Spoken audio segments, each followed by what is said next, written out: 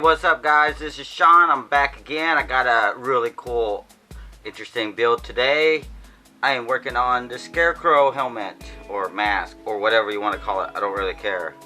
But this guy is very suitable for Halloween. Yeah, and that's just around the corner. Let's try it on real quick.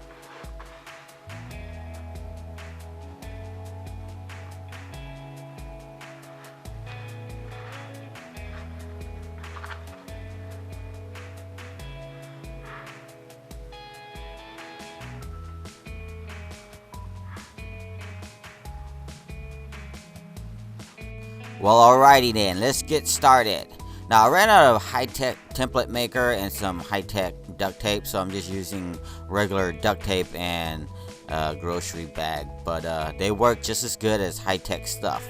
I've already got his eyes cut out and the excess material trimmed out. I've already drew my lines and I cut it, so I ended up with two big pieces or main pieces, and I was able to squeeze them onto two sheets of craft foam. I'm using 5mm craft foam that I picked up from Hobby Lobby, but you can probably find it elsewhere.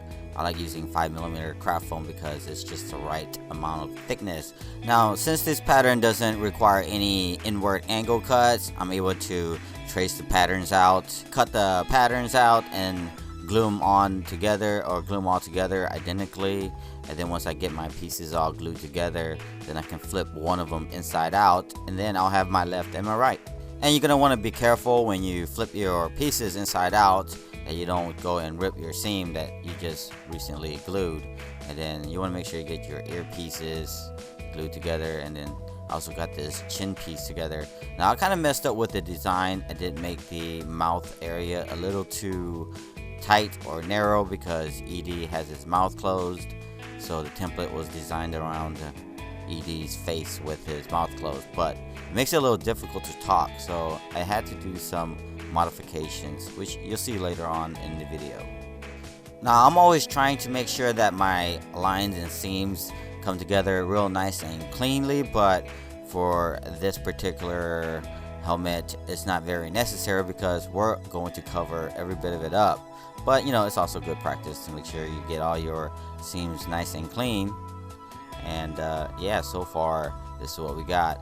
So I applied some heat around the eye area because I wanted the brow bone to be a little more defined and stick out a little bit better. I do this with most of my helmets anyways. So I went and finished forming the rest of my helmet and apply some heat all over the helmet so I could seal the foam. I wanted to go back and fix the mouth area. Now, once you glue these foam together, it's almost impossible to get them apart because the glue holds stronger than the actual foam itself. Now, I'm using some Canner Bond, which is contact cement thinner, and I put it in some syringe and I just put it on top of the glued area, and it will loosen up the glue without damaging the foam, which I'm going to add a piece of wedge right there down the middle. This should help open up the space just a little bit so that I can actually move my mouth inside the mask. Now that I got the mask fitting a little bit better, I took my X-Acto knife and I cut out a little hole right there so that I can breathe a little bit easier. Most of my helmets don't have holes for breathing, but I decided to put it here because I'm going to wrap it. And then I went and cut this little angle thingy so I can get the shape of his nose. And you're probably thinking, well, Sean, that looks pretty rough. I mean, that nose looks really horrible.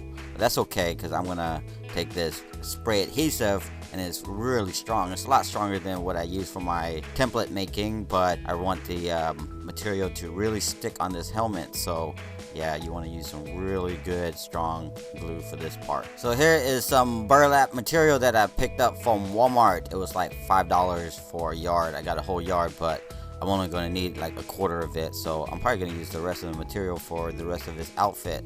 And I'm going to apply the same kind of glue all over one side of this material, and I want to make sure I get really nice coverage with this spray adhesive. And then I'm just going to roughly put it onto the helmet or the mask or the mask base helmet thingy. Now I'm going to start off by applying pressure to the top and then work my way around the eye area, and then kind of move all the excess material to the front of the helmet. That way I can get most of the wrinkles up front, because that's where I want the details. Now I am roughly doing all of this. I'm not trying to aim for some kind of perfection, because you know, we are working on the Scarecrow and there's nothing really perfect about the Scarecrow. I mean, you want it to be scary and terrifying, not predictable and perfect. So yeah, you can see where I'm starting to pinch the material around the mouth area. I'm trying to divide some of these creases evenly, but some of them will be a lot bigger than the other.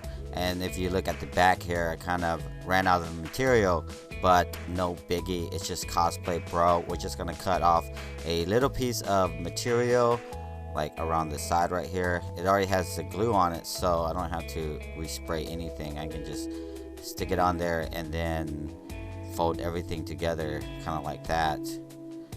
Yeah, the glue's strong enough, it'll hold it together, but you'll see here in a little bit I'm gonna start sewing things down. So far it's looking kind of spooky. I mean, a lot better than putting a burlap bag over your head, because that would be very irritating. Now I'm going to take my scissors and I want to cut off all the excess material. A lot of these have like really long, whatever, I guess, excess material. And some of these material I didn't even bother cutting. I can actually fold it over just because it didn't stick out too far. And it also adds some randomness to it.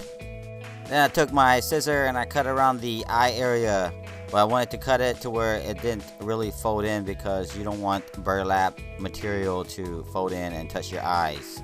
That would be really irritating. Then I took some round foam thingy and I glued it onto the side. This will be where I glue my breathing apparatus, so I want to make sure they're symmetrically placed on there right. And then I'm going to cover it up with tape, because I don't want to get any paint on this, because I'm going to glue stuff on top of it. So far so groovy, and I hope you're digging it, because we're about to get really funky with it. Yeah, I just switched it up a little bit. But yeah, I'm taking some brown paint and I'm just randomly painting spots all over the helmet. And it doesn't really have to be any specific pattern. We just want this thing to look scary and terrifying, because Scarecrow, duh. I mean, this thing is already starting to spook me out, and I'm just editing it, and I was there when I made it. Yeah. Now that I got all my spotties painted on there, I'm gonna go and fill it in or shade it in with some more brown paint. I'm actually using the same color, and I'm making it pretty thin because I don't want it to completely cover the spots that I just painted. I just want to blend it in with the rest of the color of the burlap, and I don't want the spots that I painted on there to really stand out like it is. So as you can see, I'm blending it in, and it's starting to look really cool.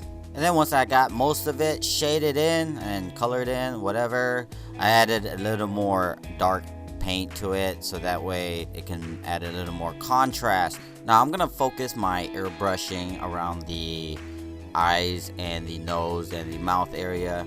You can tell it's a little bit darker around this area because I want it spooky, you know, like Casper.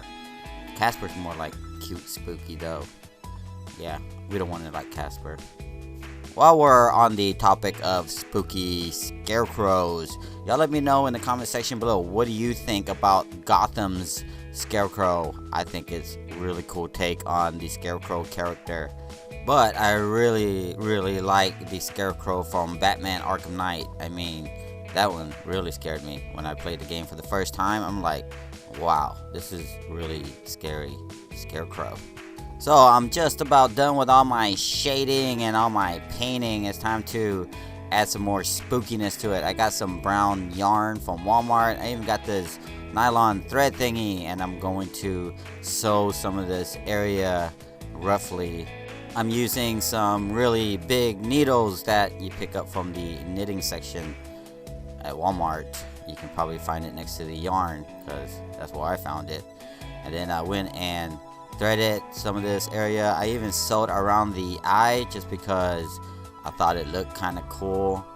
But yeah, I mean, trying to be random with it, you know. So yeah, the stitching around the eyes kind of really set it off, but not enough. I'm going to use some of this brown yarn, and I'm going to add a little more stitches to it. And instead of just going around the eyes with this one, I'm going to go right across the eye and just cover some of it up like that. Yeah, I think it added a little more scariness to it. I'm shaking in my underpants. Now, threading these needles with yarn can be very difficult, and this is how I thread it. I'll put the yarn right over the needle hole, I guess, and then I'll use my X-Acto knife and then I'll push it in just like that. That's probably the easiest way to do it. They have special tools for it, but I didn't have it. And then tying a knot at the end of the yarn can be a little tricky, but I'll wrap it around my finger maybe 2 times, and then I'll roll it off the tip of my finger and I'll pull it just like that, and then there you go, a little knot. That way when you go to sew your threads in there, it doesn't come all the way out and be like, what? I gotta do this over again? Man, I just spent like 10 seconds sewing this piece. Notice how every single stitch, every single yarn placement is very random. Like, I just did whatever. I didn't even think about it. So far, so spooky. You know, I was thinking about covering the eye area with some white cloth, but I thought it was more scary with the eyes exposed.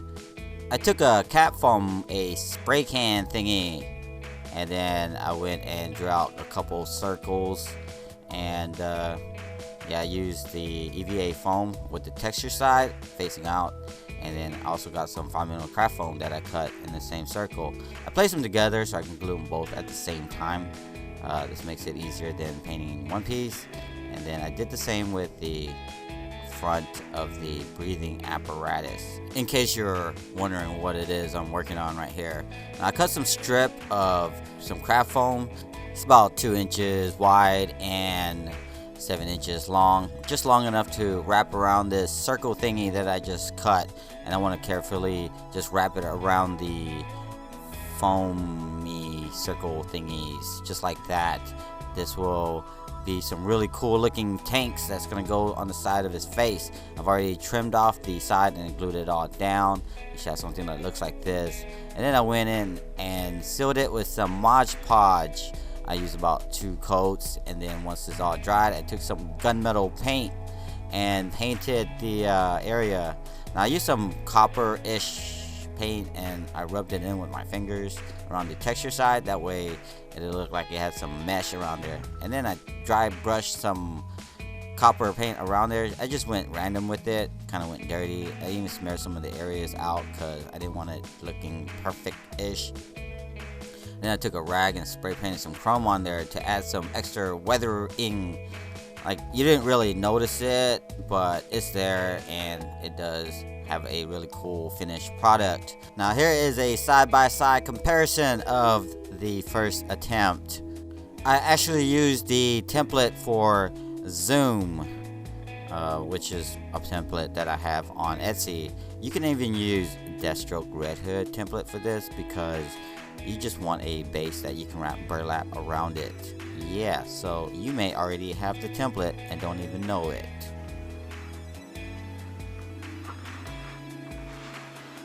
Alright guys, I hope you guys enjoyed the video. I hope you guys learned something. I could put some black cloth right here just to cover the eyes, but I decided not to. And maybe I can put on some makeup around the eyes.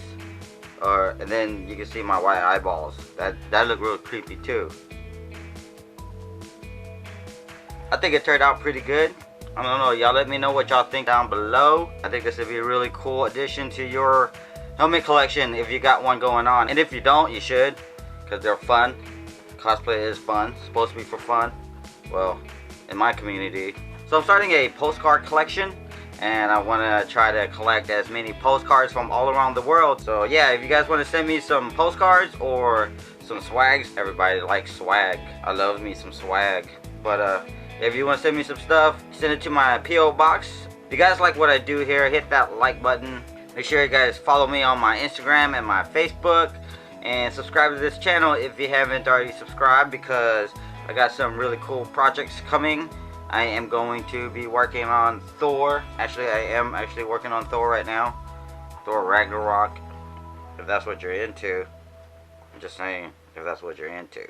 I guess that's just about it for this video. I'll see you guys in the next one.